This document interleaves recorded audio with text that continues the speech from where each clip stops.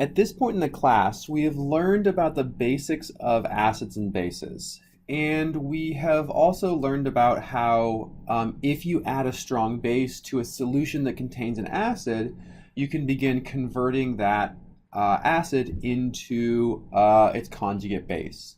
Right, so we saw when we neutralize weak acids, we have some generic weak acid, and the idea here is that we are adding a strong base to it. Let's say we're adding hydroxide to it.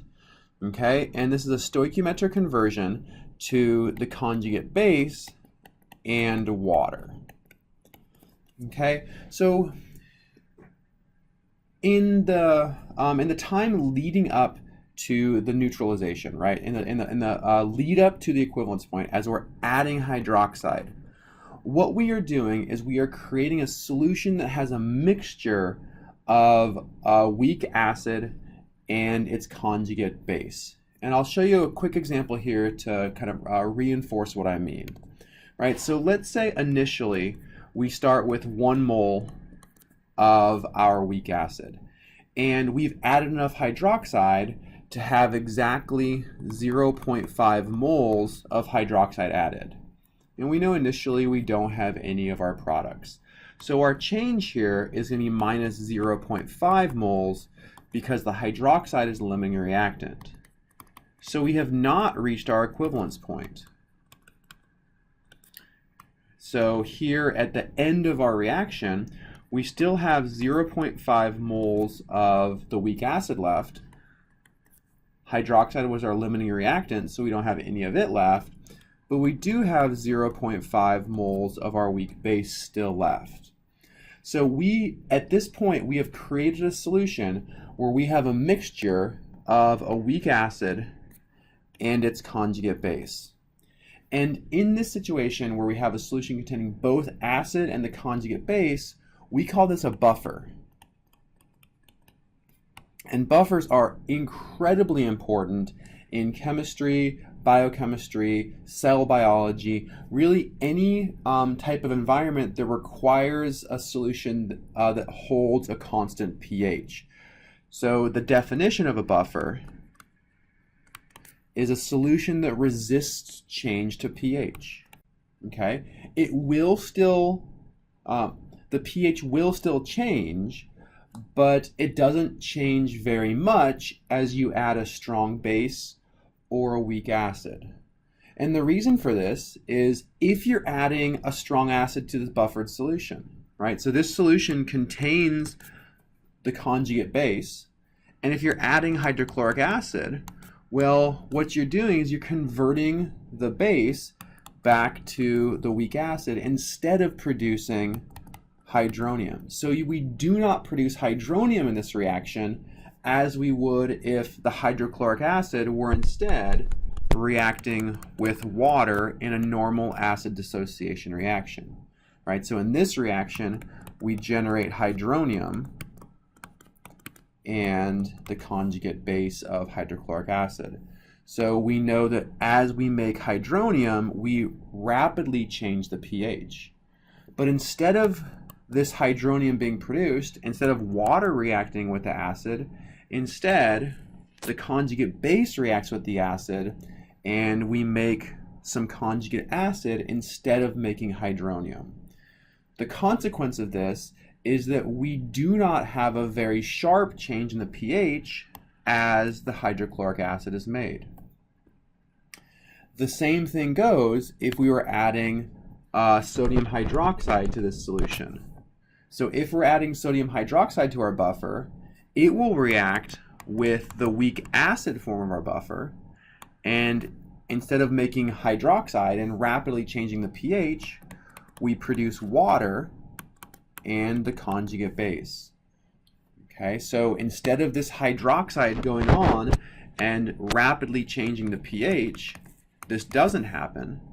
Instead, we convert the weak acid to our conjugate base. Okay, and this is how buffers work. They react with acids or bases, and they prevent the production of a hydronium or hydroxide. Instead, we change the ratio of the weak acids and the weak bases in solution. Okay, and I'm going to show you an equation here that allows us to easily calculate the pH of a buffered solution.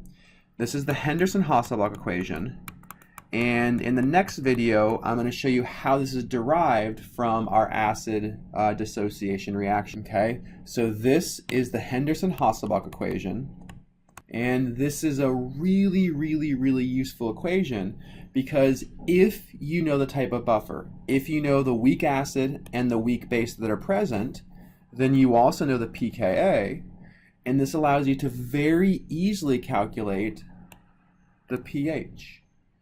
Okay, so whenever we want to calculate the pH of a buffered solution, we don't have to do any equilibrium math. We don't have to set up ice tables and use Kas and Kbs. Instead, we can just use the Henderson-Hasslebalch equation since we're going to know the concentration of the base and the concentration of the weak acid in this solution. Okay, one final piece of information here for this video, and that's that buffers have limitations. So let's say, for example, we have acetic acid and acetate in solution. Okay, so if we have a solution that contains both acetic acid and acetate, this would be a buffered solution.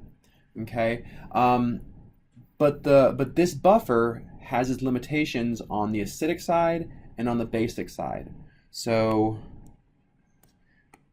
if this is the pKa right here, okay, and we're on our pH scale, so the pKa of acetic acid is 4.75. The useful buffer range for an acetic acid acetate buffer would be plus or minus 1 pH unit.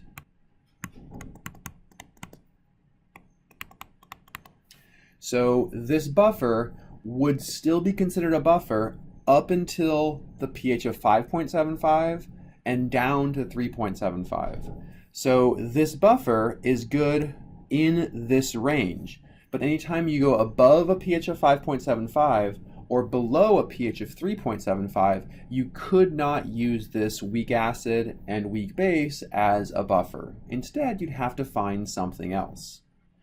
Okay, so a really quick example of this. Let's say we are looking for a buffer to buffer a pH of 8.2. Okay, so we want to have a solution that contains a pH of 8.2, and we want to figure out what buffer can do this. All right, so the way that you do this is you go to your table of acids and bases, okay, and you look for a pKa that's within 1 pH unit of 8.2.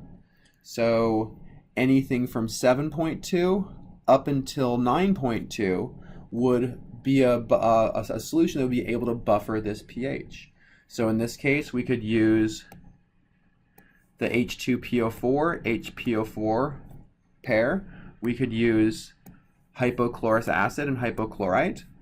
We could use hypobromite and bromite. Right? So really any of these pairs would be sufficient to buffer a solution at pH 8.2. But we could not choose carbonic acid because it has a pKa of 6.37, meaning the acceptable buffer range would be 5.37 up to 7.37. In the next video, we will see how to use the Henderson-Hasslebalch equation in a couple calculations.